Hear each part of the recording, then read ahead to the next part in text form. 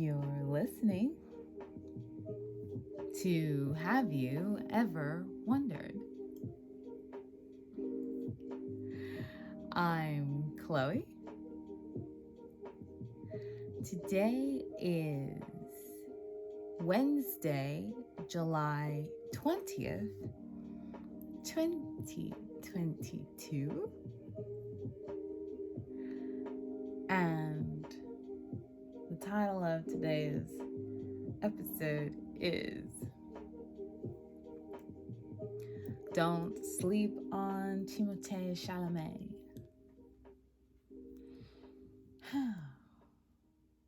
Okay, apparently this is just one of those mornings because none of that went the way I wanted. Thanks for the patience. Sorry about the messed up fade. Greeting slightly out of order. I'm still here. How's it going, everybody?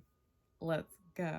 I think one of the plights, a key plight of living in the modern age, global modern living, or modern global living. It's a nuance of difference there. Living the way we live right now is that there's always someone that you care about who potentially lives far away from you. In past times when it was more difficult to travel and to communicate with other people, most of the people that you knew would live in a radius or a proximity to you that made it relatively easy to physically see them whenever you wanted. And if they didn't live that close, you could at least see them a few times a year with some concerted effort. But these days,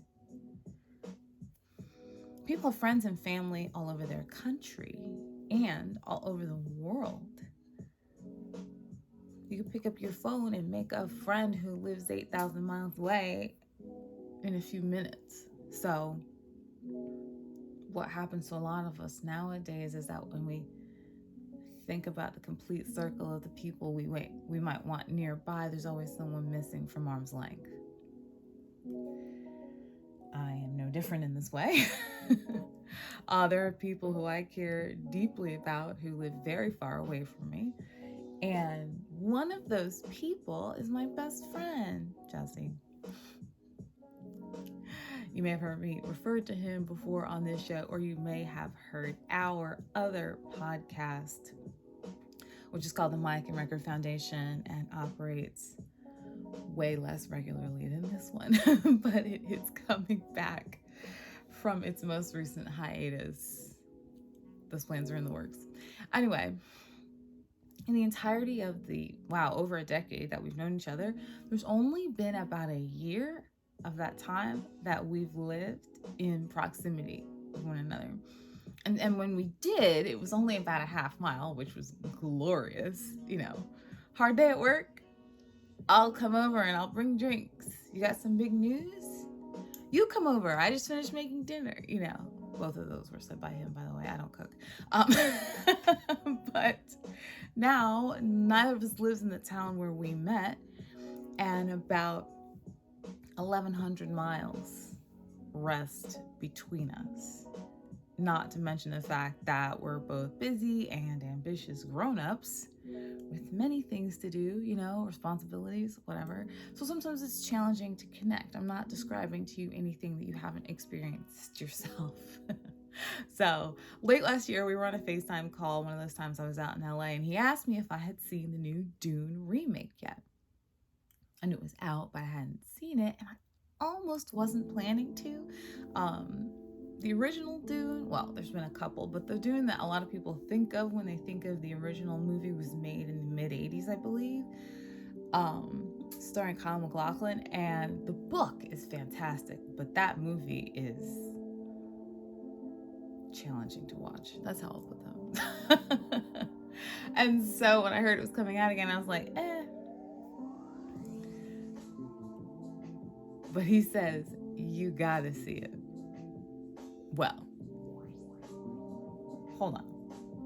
And movies, if you're a fan of big movies, a fan of cinema, this is a movie you have to see in theaters. It was made for theaters. It was sound designed to be in theaters. Hans Zimmer, who did the score for Titanic, for The Lion King, for Inception. Just to name a few. Just to name a few. He did the score for this, and it's a movie that shakes the theater. Okay, well, obviously that wasn't him.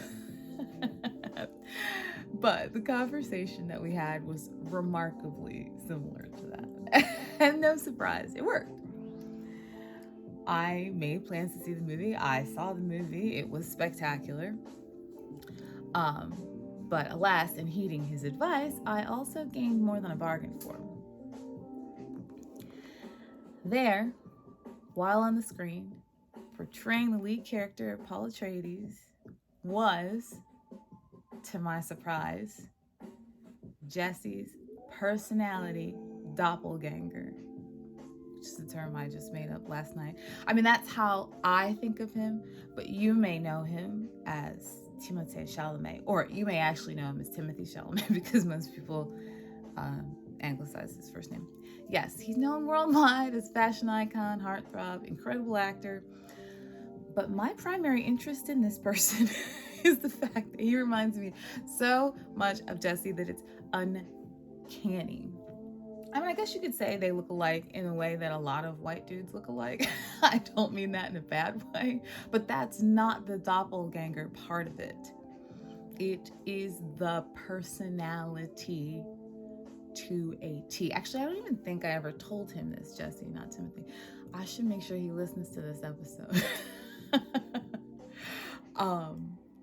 After I discovered this, I found myself wanting to investigate more, obviously, watching interviews, reading about his career, because I was just like fascinated. And that provided me with twin benefits. One, it pointed out to me that I really miss Jesse, but like in a fun, nostalgic way, not like in a heart-rending kind of way. But the second thing it did was it made me want to put more effort and energy into staying in slightly better contact, at least. Hey, look, it's not always my fault. Now, it's easier to look up TC on YouTube than it is to get Jesse on the phone. So I wanted to give you another word from him. In this particular one, he's chatting with his co-star from Dune, Zendaya, about the film, which is one of the reasons why I picked this one, because of course Dune is the reason why he even came to the front of my radar in the first place. Plus you get to hear the two of them interact because they're taking a little friendship quiz, which is cute. And then of course, anytime you get to spend in the presence of Zendaya is a privilege. Crazy in Love? That's the thing. Because the thing? You've sang that like 4 times. Well, it was iconic. Since we've been out here. It was amazing. Yeah. Your go-to karaoke, I would probably say anything Cuddy. No, that's be What? butchering and blasphemous. You don't think I can't go anywhere near that. What? No. You know that all the That'd words be like, though. Isn't yeah, that that'd the be point like of a Cuddy song? Like if you it's a point of karaoke is to like do a song that you know really well. No, it's like You don't biblical. want. I can't go near it. Okay. Heart-shaped box, So I Kurt guess that's Cobain. wrong. Well, I learned something new today. They're hidden talent. Hidden talent. I guess it's hidden for An a amazing reason. climber, because some of these sets on Dune, they'd be like, Not a climber. be like, oh, can you help me? Oh, say thank you. They could grab my cape and Zendaya would already be at the top of the cliff. Thank you. Basically random, call you a scurrier. but graceful. It's just a graceful scurrier. You know, I think your hidden talent, which I don't know if it's hidden, but like your comedic timing, like you're hilarious. We were coming back from work last night in a boat and he had the entire boat like dying. Yeah, but I like think that's like that- your hidden talent a little bit. Okay, I'll Like take that that. you're like way funnier than people actually know. Well, that was fun. That was great. That was enlightening. We know each other well enough. Yeah. We have many years, hopefully, if we do more of these movies too, really get to know each other. Yeah. The hilarity thing goes for both of them, by the way. I also went back and I watched some of his older movies. TC, not Jesse. And he's quite an accomplished individual in his own right, which maybe you didn't know already, maybe you did. But I came across a film that was released in 2018 called Beautiful Boy that stars Timothée Chalamet and Steve Carell. where Timmy, plays a character named Nick Sheff, who is addicted to methamphetamines. He's hooked on meth. Lots of movies have attempted to portray what it feels like to have an addiction. I have never seen anything that comes this close to getting it right. I'm not exaggerating that. When I mean, all through watching it, and then at the end of it, I just sat on my couch like I was immobilized by both their performances, but Timothy's in particular. Additionally, I also have heard him say in other interviews that they attempted to come across the concept of addiction not as a moral failure, which is how a lot of people perceive it, but it is not. But they were trying to approach it from the human perspective of, man, it's incredibly difficult to describe accurately. Either you've had an addiction and you don't need me to continue that sentence, or you haven't had an addiction and it wouldn't matter if I continued the sentence because you still wouldn't understand it. If you go watch the movie, it might help. As a word of caution, if you are in the throes of an addiction, no judgment. I just am saying watching the film may be dangerously triggering. That's how good it is.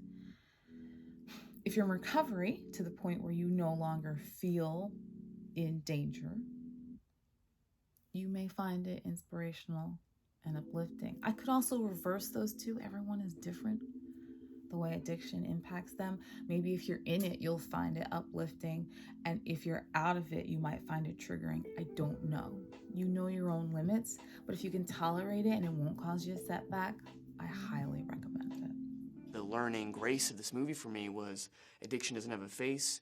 It has no preferred class or gender or race. I think it's almost easier to be like, oh, well, that doesn't affect me or my family or my friends, when the reality is it's everywhere. Nick came to set. We were shooting at UCLA. It's a second rehab sequence in the movie. And I think it was surreal for him, and certainly it would be odd. How weird would it be to have someone play you? I was in England, and I got an email that he was going to see it on a Friday or something. So that Friday passed, I didn't hear anything.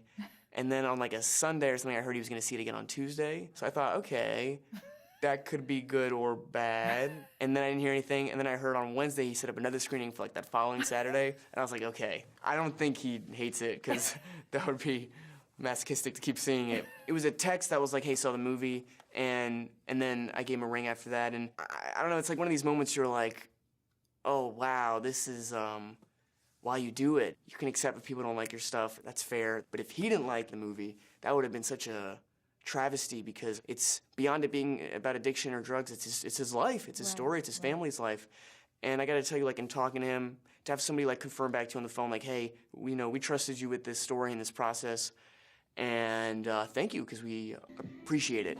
When you're done listening or watching this, go pull the trailer, and like I said, if you can handle it, watch it. Now, you don't have to know me for long to know that I'm what I would consider proficient in speaking French, thanks to taking it in school for many years. I won't consider myself being fluent until I have more time to live in Paris than like a week and a half. But Timothée Chalamet grew up bilingual, and therefore he speaks both French and English, which I discovered in certain interviews. And I was pretty happy that I was able to understand and appreciate some of these interviews even without the subtitles. I don't know how many people in this listening audience speak or understand French. But I love to listen to the language. And it's relevant to the episode, so I'm just going to play a little. Okay. Il était l'invité sur l'émission française qui s'appelle Quotidien.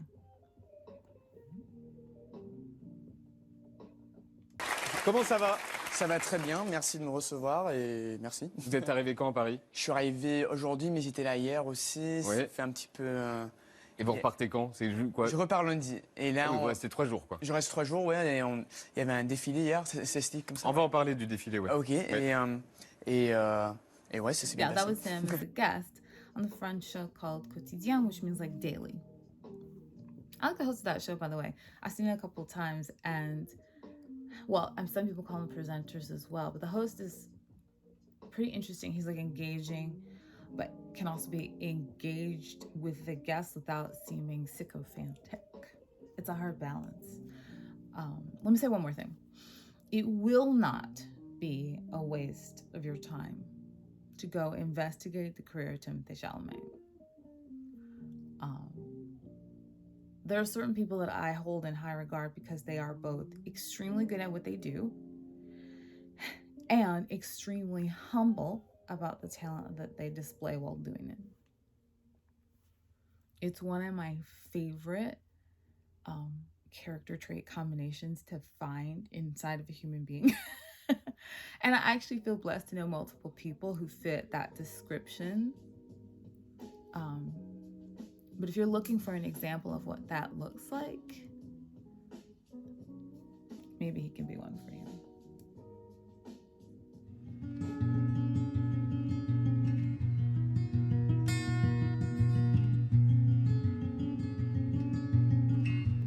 We are keeping the bilingual theme for poetry time.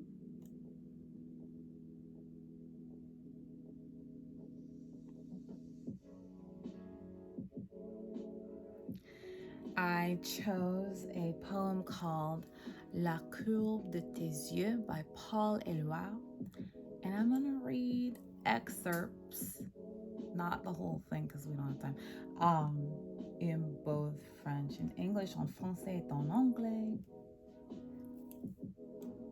Just an excerpt. I'm gonna do the first portion of the poem in both languages.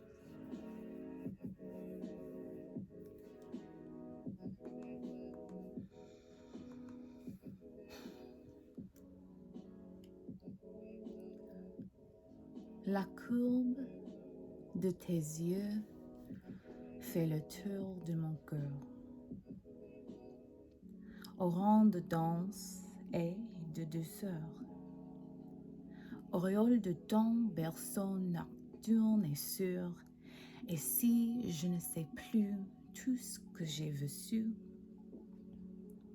c'est que tes yeux ne m'ont pas toujours vu.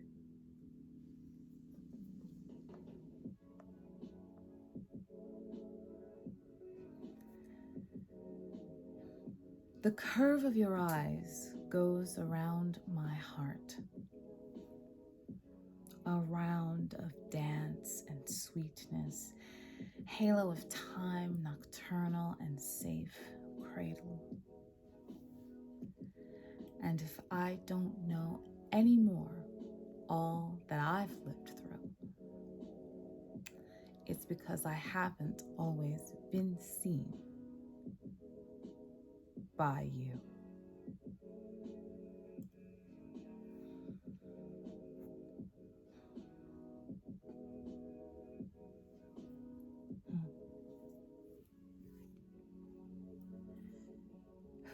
Go investigate your French poets, guys. Éluard, Baudelaire. You know, there's some like stellar French poetry out there. I didn't choose that because it had anything to do with either of them. I just really like that poem. Anyway, we've got our assignments, right? Yeah. Yours is to go check out some of Timothée Chalamet's work. Mine is to go find Jesse. Dude, I need to talk to that bro. In the meantime, I hope you're all doing awesome. And I'll see you tomorrow.